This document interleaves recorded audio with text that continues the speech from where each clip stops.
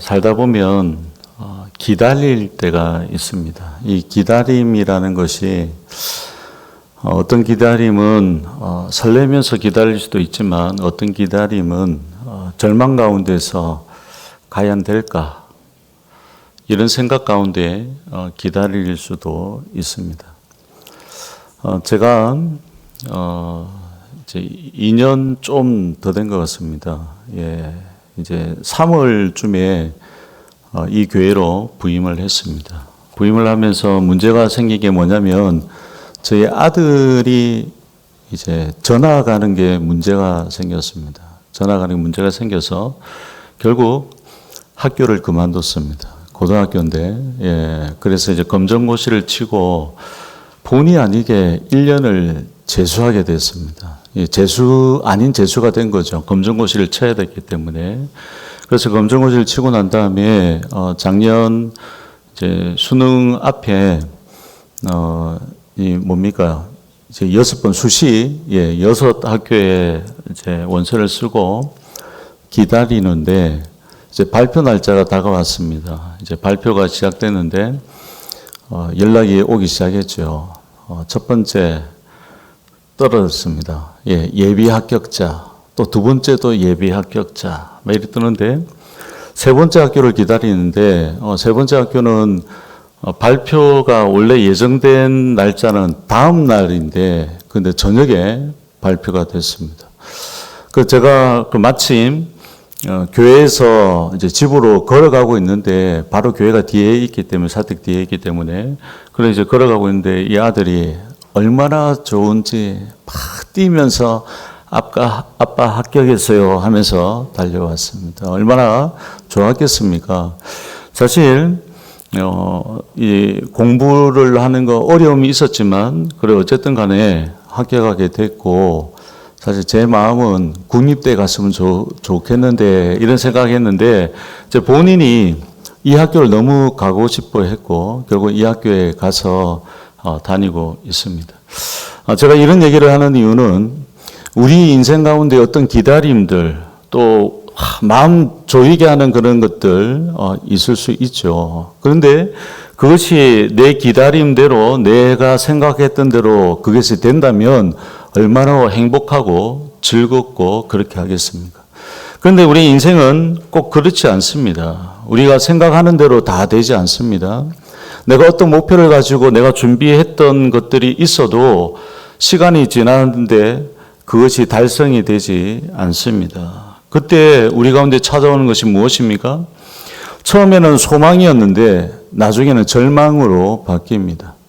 절망으로 바뀌면서 점점 힘들어지는 겁니다. 오늘 본문에 나와 있는 이야기가 그러합니다. 이 본문에 나와 있는 이 연못의 이름이 무엇입니까? 베데스다입니다. 베데스다는 이름의 뜻이 뭡니까? 자비의 집입니다. 자비가 베풀어지는 집인데 그런데 이 자비가 베풀어지는 집에 자비가 있습니까? 없습니까? 자비가 없는 겁니다. 분명히 자비의 집이어야 되는데 자비는 없고 그 속에 많은 병자들이 있었는데 그 병자들이 다 어떤 마음이 있겠습니까? 절망 가운데 있는 겁니다. 오늘 이 주인공이 누굽니까? 38년 된 병자입니다. 이 사람도 38년 동안 처음에 병을 낫는다는 소문을 듣고 왔겠죠. 그런데 병이 나았습니까? 안 나았습니까? 안 낫고 38년의 세월이 흘렀다는 겁니다. 그러면 이 사람이 얼마나 절망에 빠져 있었겠습니까? 이 절망 가운데 빠져 있었던 이 사람에게 주님이 찾아오셨고 그 주님께서 그 절망을 새로운 희망 또 그의 삶 가운데 새로운 역사를 쓰게 하셨다는 겁니다. 오늘 주신 말씀을 통해서 함께 은혜 받기를 원하는데 오늘 이 베데스다 연못가에 있었던 이 38년 된 이 병자 이 이야기를 통하여서 주시는 하나님의 음성을 함께 들었으면 좋겠습니다. 세상의 소망은 우리에게 절망하게 합니다. 우리가 생각할 때 세상의 소망 가운데 내가 어떤 일들을 놓고 잘 준비하고 노력하고 최선을 다하면 그 일들이 좋은 결과를 얻게 될 거다라고 생각하지만 그렇지 않은 경우들이 많습니다. 오픈런이라는 이야기 들어보셨습니까? 예, 좋은 운동화를 산다든지 아니면 요즘은 장난감도 달려가서 사야 됩니다.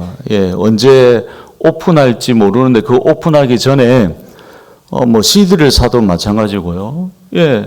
이 저녁부터 가서 새벽 시간을 그냥 밤새도록 그곳에 그 매장 앞에 기다리고 있다가 사게 되어집니다. 그런데 만약에 우리의 구원도 이 오픈런과 같다면 내가 노력하고 달성해야 된다면 과연 이 자리에 계신 분들 중에 얼마나 많은 분이 구원받을 수 있겠습니까? 하나님께서 우리에게 특별하게 이 구원의 은혜는 우리가 노력하고 힘쓰지 않고 그냥 거저 주시는 은혜 가운데 구원받게 해주신 것 얼마나 감사한지 모릅니다. 이걸 우리 가운데 늘 생각하고 또 그 생각 가운데 늘 감사하면서 살아가면 좋겠습니다. 오늘 본문 말씀을 한번 보십시오. 2절과 3절, 4절 말씀을 제가 다시 한번 읽겠습니다. 예루살렘에 있는 양문 곁에 히브리 말로 베데스다라 하는 못이 있는데 거기에 행각 5이 있고 그 안에 많은 병자, 맹인, 다리 저는 사람, 혈기 마른 사람들이 누워 물의 움직임을 기다리니 이는 천사가 가끔 못해 내려와 물을 움직이게 하는데 움직인 후에 먼저 들어가는 자는 어떤 병에 걸렸든지 낫게 되밀어라. 보십시오. 오늘 말씀해 보니까 이 자비의 집 베데스다 연못에 행각이 5이 있었습니다. 이 행각은 뭡니까? 지붕이 있는 마루입니다. 한번 상상 한번 해보십시오. 예루살렘의 중심이 어디입니까? 성전이죠. 성전에 들어가는 양문이라는 그 문 곁에 베데스다 연못이 있고 그 연못을 기점으로 해서 행각 5이 있습니다. 참 좋은 곳 아니겠습니까? 더운 날씨에 그 연못가 옆에 앉아서 그늘이 있는 그곳에서 쉬면서 그렇게 보낼 수 있는 이곳. 그런데 이곳에 누가 가득 차 있습니까? 병자들이 가득 차 있는 겁니다. 환자들이 가득 차 있는데 이 환자들의 소망은 무엇입니까? 천사가 한 번씩 내려와서 물을 휙 저으면 그 물을 젓는 그 순간에 누구든지 제일 빨리 도착하면 어떻게 됩니까? 낫는 겁니다. 깨끗하게 낫는 겁니다. 나도 병을 고쳐봐야 되겠다. 나도 병을 고쳐봐야 되겠다 하면서 사람들이 수백 명이 모였을지 모릅니다. 엄청난 인파가 그곳에 모여 있습니다. 그런데 처음에는 희망을 가지고 소망을 가지고 있었지만 점점 그곳이 어떤 곳이 되어졌느냐? 절망의 곳이 되어집니다. 왜 그렇습니까? 이 환자들이 자기 스스로 그곳에 빨리 들어갈 수 있는 사람이 극소수였기 때문입니다. 만약에 옆에 누가 도와주지 않으면 절대로 들어갈 수 없습니다. 안 그렇겠습니까? 누가 도와줄 때 그곳에 들어가서 또 치료받고 새로운 삶을 살 수 있었을 겁니다. 그런데 이들 가운데 마음속에 어떤 마음들이 들었겠습니까? 치열한 그 경쟁 속에서 났는데 그 경쟁에서 계속 어떻게 됩니까? 뒤처지게 되는 거죠. 앞으로 갈 수 없어서 그 병을 고칠 수 없는 그 상황 가운데 놓여 있었던 그 사람들을 보게 되어집니다. 유명한 의사가 있다고 생각해 보십시오. 그리고 이 의사가 모든 병에 낫는 약을 가지고 있는데 이 약을 가지고 와서 근데 이 약이 10개, 20개 있는 거예요. 단 1개 있는 거예요. 1개. 1개 있는데 이 1개를 가지고 빨리 오는 사람에게 이 약을 주겠습니다. 라고 한다면 이 약은 어떤 것이 됩니까? 그 사람들에게 공평하게 아니면 모든 사람들에게 보편적으로 줄 수 있는 것이 아닙니다. 단 1명. 치열한 경쟁을 통해서 그 경쟁이 통과한 그 사람만 얻을 수 있는 것이라는 거죠. 그러면 그것은 자비가 아니라는 겁니다. 우리가 생각하는 그 자비가 아닙니다. 베데스다 연못, 자비의 집이 자비가 아니고 무엇을 통해서요? 자신의 노력, 또 다른 사람의 어떤 도움, 이런 것들을 통해서 되어지는 그러한 곳이 되어졌다는 겁니다. 그러면 그 사람들이 어떤 마음들이었겠어요? 절망 가운데 빠질 수밖에 없었다는 거죠. 하나님께서 베풀으신 은혜도 만약에 이와 똑같다면, 보편적이지 않다면, 하나님께서 모든 사람들에게 경쟁을 해서 주신다면 우리가 그 누가 은혜를 쉽게 받을 수 있겠습니까? 그런데 하나님께 주시는 은혜는 보편적이고 또 많은 사람들에게 그냥 주시는 은혜의 선물이기 때문에 저와 여러분이 누리는 줄 믿습니다. 그런데 세상은 그렇지 않다는 겁니다. 하나님께서는 그렇게 주시지만 세상은 절대로 그렇지 않습니다. 하나님께서는 우리에게 식탁을 딱 베풀어 놓고 야 아무나 와서 먹어라 하고 불러주십니다. 그러면 그 식탁에 참여한 사람은 그 식탁에 제공되어진 그 음식을 먹으면서 즐거운 시간을 보낼 수 있습니다. 그런데 세상에 주는 식탁은 어떻습니까? 한 접시 안에 거기에는 아주 고가의 좋은 음식이 차려져 있습니다. 그런데 이 음식은 누구에게 제공됩니까? 단 1등에게만 제공되는 거예요. 다른 사람들에게는 제공되지 않는 겁니다. 그렇기 때문에 세상이 주는 어떤 것을 우리가 바라본다면, 소망을 바라본다면 우리는 어떻게 되냐? 절망에 빠질 수밖에 없습니다. 그 누구도 희망 가운데 있을 수 없다는 겁니다. 그렇기 때문에 오늘 우리에게 주시는 말씀이 뭐냐? 세상의 소망에 너무 마음 두지 마라. 세상의 것들의 마음을 뺏기게 되어지면 우리는 절망 가운데 빠질 수밖에 없어요. 예수님을 믿고 하나님의 자녀가 되어져서 이제는 천국 소망을 가지고 우리가 살아간다라고 입술로는 이야기하면서 여전히 세상 사람들, 다른 사람들과 똑같이 세상의 좋은 것, 세상 사람들이 이야기하는 그 희망을 가지고 그 소망을 가지고 살아간다면 세상의 그 어떤 사람들보다 우리 그리스도인들이 더 절망에 빠질 수밖에 없습니다. 바울도 뭐라고 이야기했습니까? 우리 가운데 부활이 없다면 그 세상의 그 어떤 사람들보다 우리는 불쌍하다라고 이야기했습니다. 저 천국의 소망이 우리 가운데 있기 때문에 우리는 불쌍하지 않다라고 바울은 이야기했는데, 그런데 여전히 천국 소망이 아니라 세상에 마음을 두고 마음을 뺏겨 살아간다면 우리는 절망에 빠질 수밖에 없다는 사실을 기억하십시오. 예. 세상의 것들, 세상의 소망은 우리 가운데 절망을 준다는 사실을 기억하면서 이 땅에서의 삶 가운데 우리가 베데스다로 여기고 있는 것이 무엇입니까?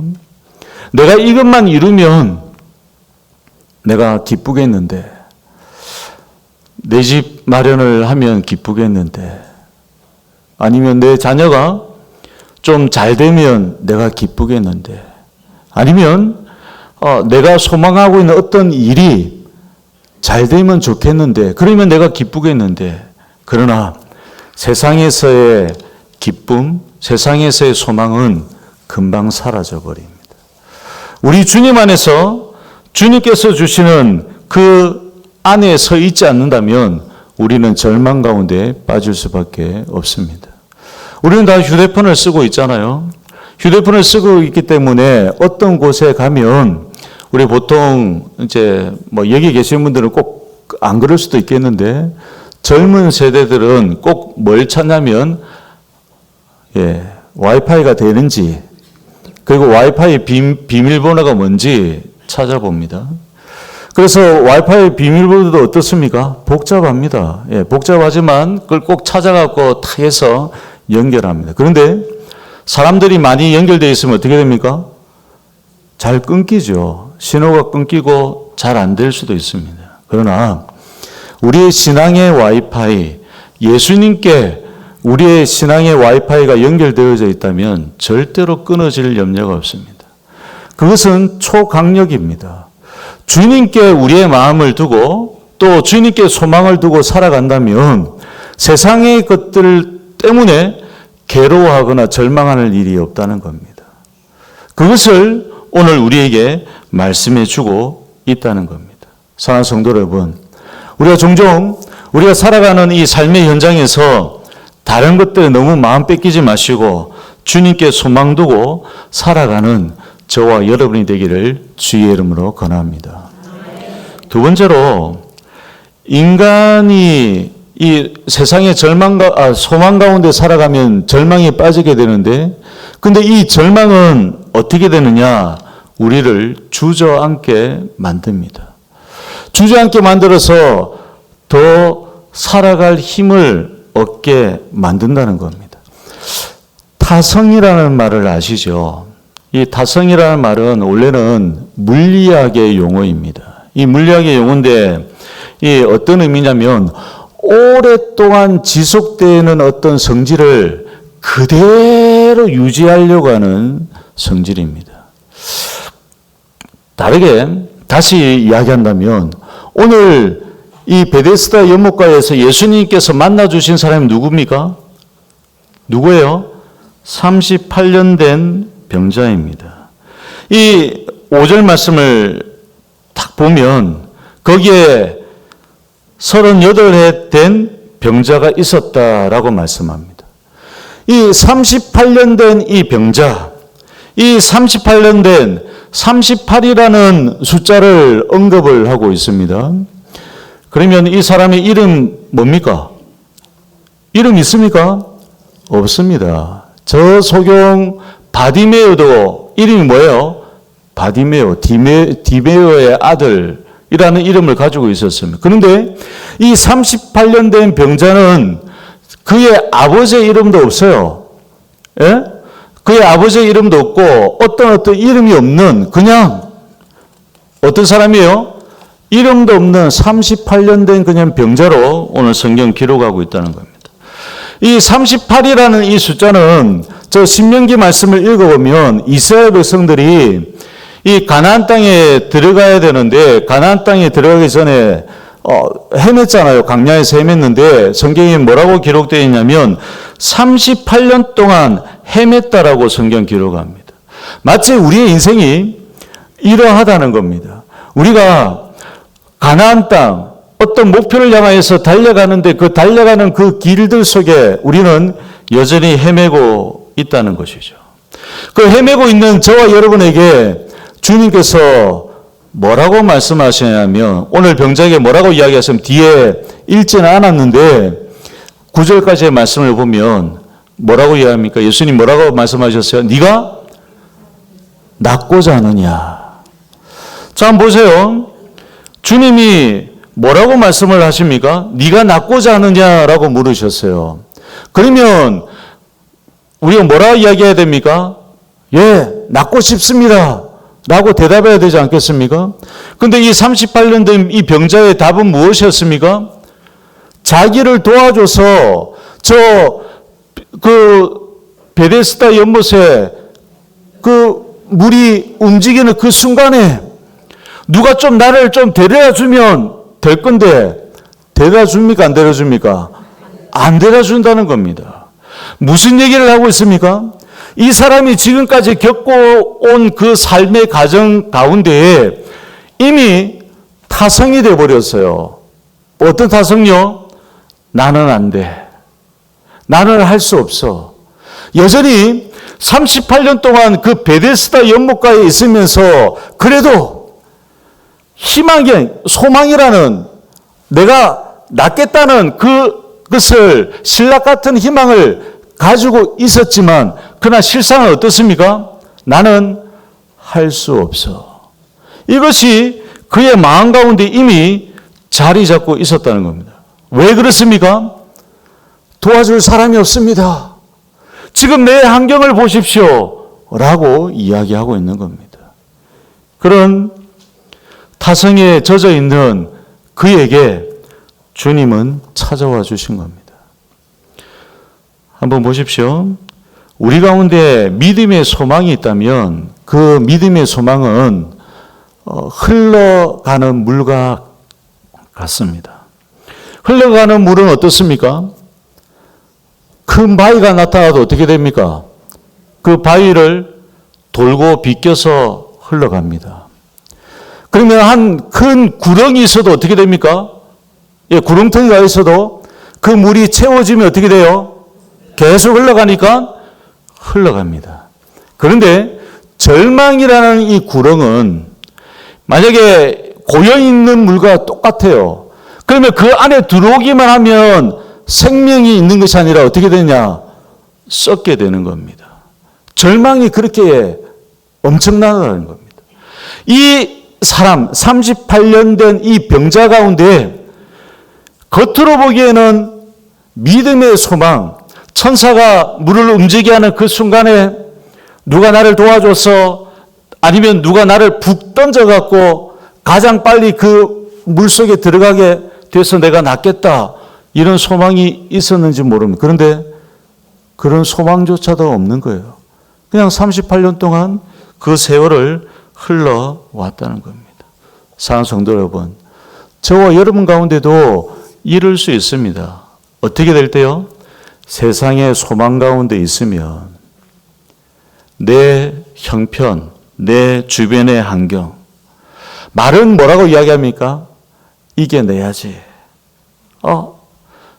나도 고칠 수 있어. 낫게 될 거야. 라고 이야기를 하지만 실상은 어떻게 되느냐? 난 안 돼. 뭐가 없어지니까요? 믿음이 없어지니까요. 세상의 절망이 우리를 그렇게 만든다는 겁니다. 세상의 것들에 너무 소망두면 세상의 것들에 소망되는 그 순간 우리는 저 깊은 웅덩이에 빠지게 됩니다. 절망 가운데 빠지게 되고 또 나는 절대로 안 된다는 그런 생각 가운데 서게 되어집니다. 사무엘 9장 말씀을 읽어보면 다윗이 누구를 부르냐면 요나단의 아들 무비보셋을 부릅니다. 이 무비보셋을 부르는데 이 무비보셋이 어디에 살았냐면 노드발이라는 지역에 살았습니다. 이 노드발의 이름 그 뜻이 뭐냐면 척박한 땅입니다. 이 척박한 땅에서 무비보셋이 홀로 외로이 그곳에서 머물러 있었다는 겁니다.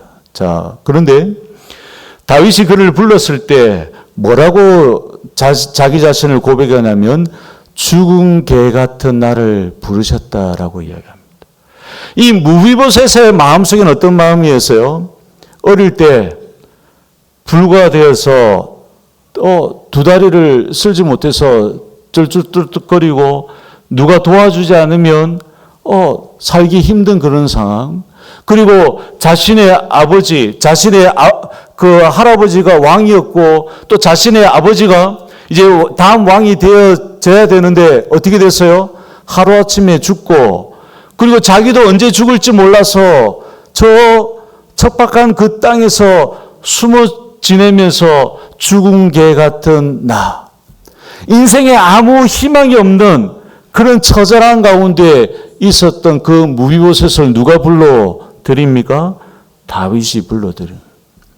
우리의 인생이 내가 세상의 것들에 소망 두고 살아가면 그런 절망의 늪에서 도저히 쓸 수 없는 죽은 개 같은 나라고 고백하는 그러한 현실 가운데 처해질 수 있다는 겁니다.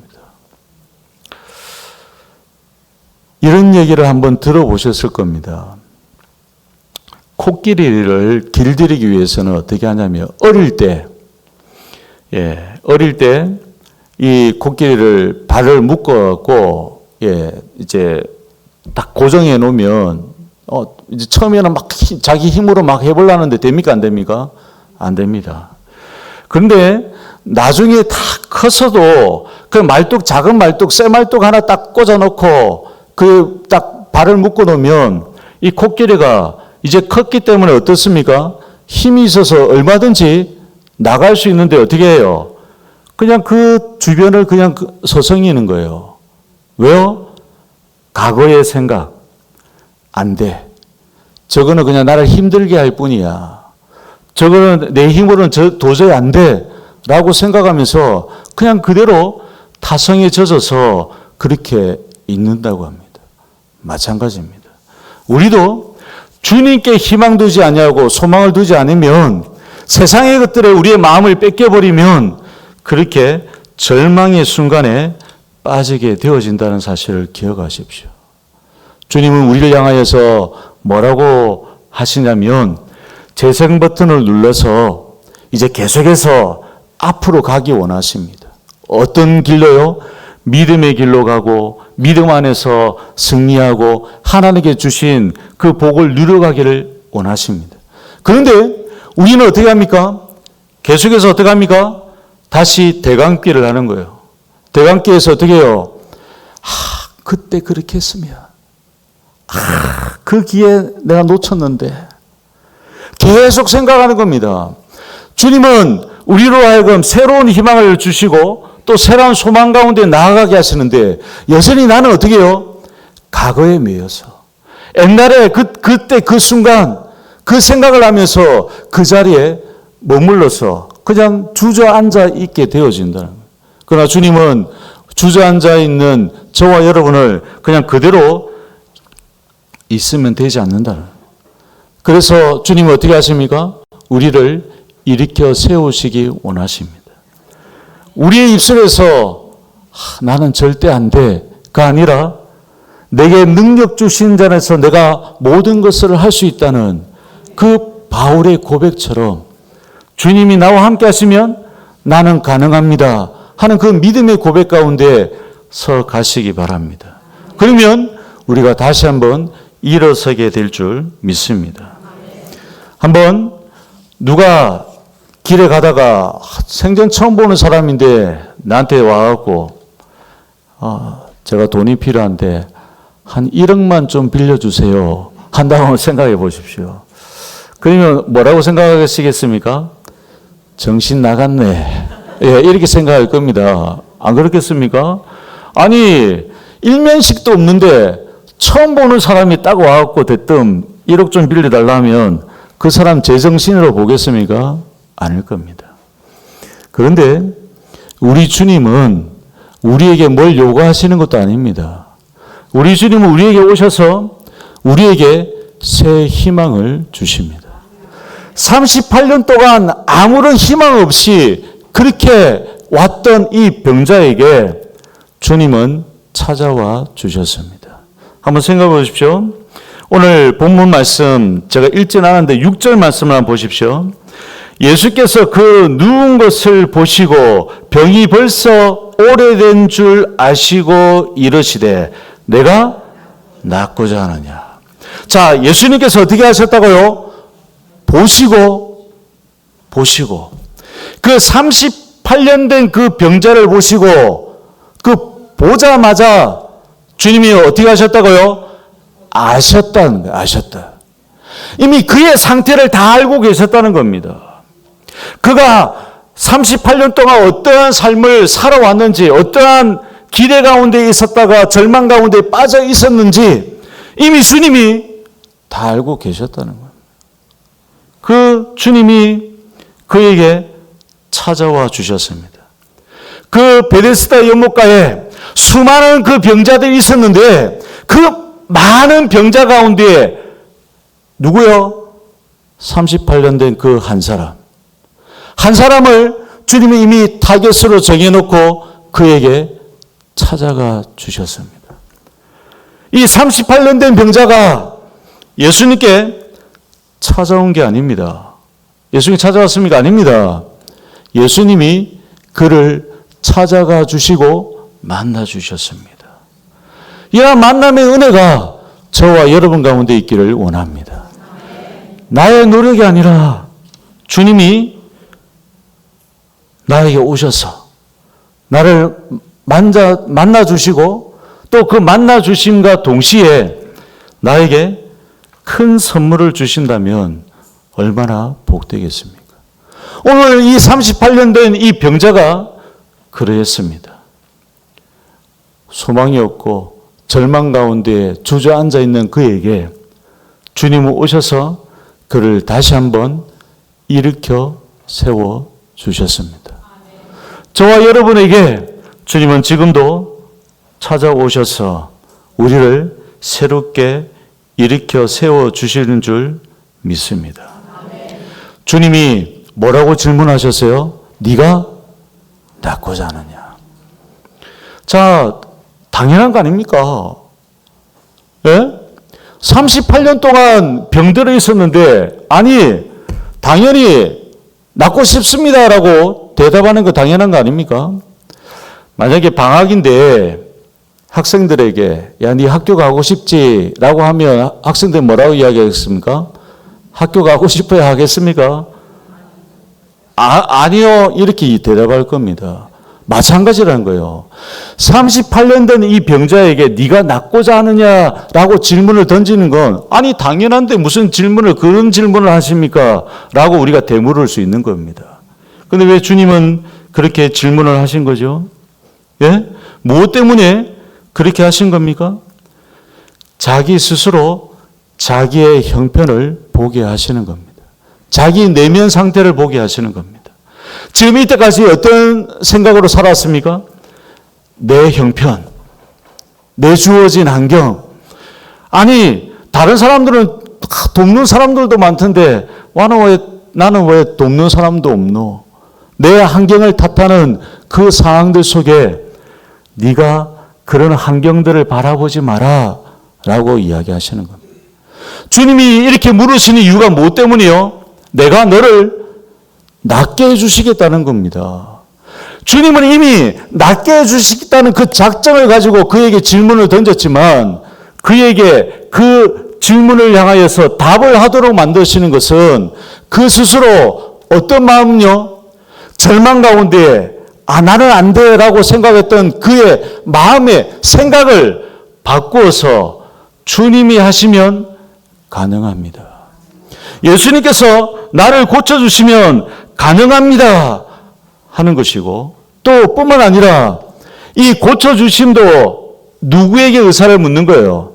이 38년 된 병자에게 묻는 겁니다. 내가 너를 고쳐주기 원하느냐?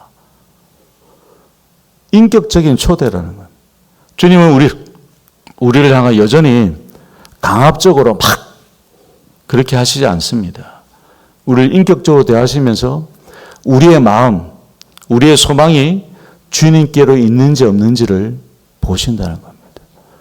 오늘 주께서 우리에게 질문을 던지신다면 여러분은 뭐라고 말씀하시겠습니까? 네가 낫고자 하느냐? 네가 이 문제를 해결받기를 원하느냐? 이런 질문들을 던지신다면 뭐라고 답하시겠습니까? 주님, 주님이면 가능합니다. 주님 도와주십시오.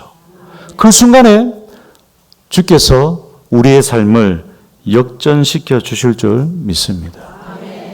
셀프 주유소가 많이 있죠. 셀프 주유소는 어떻게 합니까? 기름이 떨어지면 떨어지기 직전에 빨리 가야 되겠죠. 들어가서 내가 직접 운전하고 또 내가 다 열고 또 또 카드로 계산하고 뭐 이래서 주유를 합니다. 그런데 기름이 다 떨어진 상태에서 보험회사 부르면 되는 거 아십니까? 긴급 출동됩니다. 예, 보험회사 부르면 가까운 주유소 갈 수 있을 만큼 기름을 보충해 줍니다. 예, 얼마 되지는 않지만 또 그걸 1년에 몇 번 쓰는 사람도 있다 하더라고요. 예, 있다 하던데. 아무튼 보십시오. 주님께서 해주시는 것이 이거라는 거예요. 긴급 출동. 긴급 출동해서 내가 아무것도 안 해도 어떻게 해요? 나에게 은혜를 베풀어 주시는 거예요.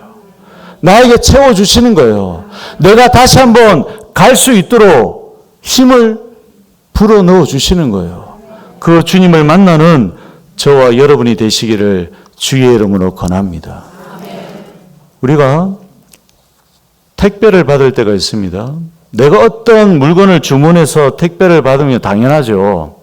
그런데 전혀 생각지도 않았는데 택배가 올 때가 있습니다. 메시지가 뜹니다. 요즘은 얼마나 좋은지 문자로 날라오잖아요. 고객님 오늘 택배가 옵니다. 그런데 제가 택배를 주문한 게 없어요. 그래서 물어봅니다. 저희 집사람이 물어보면 택배 주문한 거 있느냐? 없다고 합니다. 그럼 누가 보냈지? 라고 생각하지 않겠습니까? 근데 그 택배 속에 내가 생각지 못한 것들이 왔다라고 생각해 보십시오. 서프라이즈 택배가 왔습니다. 예. 얼마나 행복합니까? 기쁩니까? 그렇습니다. 주님께서 주시는 것이 이렇습니다. 주님께 소망을 두며 살아가면 절망 가운데 있어도 그 절망 속에서 주저앉아 있는 저와 여러분을 다시 한번 일으켜 주십니다. 그 일으켜 주시는 그 은혜를 체험하는 저와 여러분이 되기를 주의 이름으로 권합니다. 분명한 것은 내가 막 찾으려고 안 해도 됩니다. 저 누가복음 19장 말씀을 읽어보면 누구 얘기가 나옵니까? 삭개오 이야기가 나옵니다. 그 삭개오 이야기 속에서 그 삭개오가 뽕나무 위에 있을 때 주님이 직접 어떻게 해주셨어요? 찾아가 주셨어요. 그 삭개오가 자기 집에 초대했습니까? 아닙니다. 예수님 뭐라고 이야기합니까? 오늘 내가 너희 집에 가겠다 라고 말씀하시는 거예요. 주님이 우리를 택하시고 우리에게 은혜 베푸시기 위해서 직접 방문해 주시는 겁니다. 그 찾아와 주시는 그 주님을 만나고 또 그 가운데서 참된 행복을 누려가는 저와 여러분이 되기를 주의 이름으로 권합니다. 오늘 말씀의 제목이 무엇이었습니까? 기억하십니까? 예? 예. 베데스다는 그 이름의 뜻이 뭐라고요? 자비의 집, 은혜의 집입니다. 자비의 집, 은혜의 집이었지만 그곳이 어떤 곳이 되었다고요? 절망적인 곳이 되어졌습니다. 우리가 이 땅에서의 구하는 것들은 이 절망적인 것이 될 수밖에 없다는 걸 기억하십시오. 주님이 우리를 회복시키시고 또 주님이 우리를 일으켜 주지 아니하시면 우리 가운데는 자비, 은혜가 절대로 없습니다. 주님이 우리 가운데 찾아오셔서 주시는 그 자비, 은혜를 체험하는 저와 여러분이 되기를 주님의 이름으로 권합니다.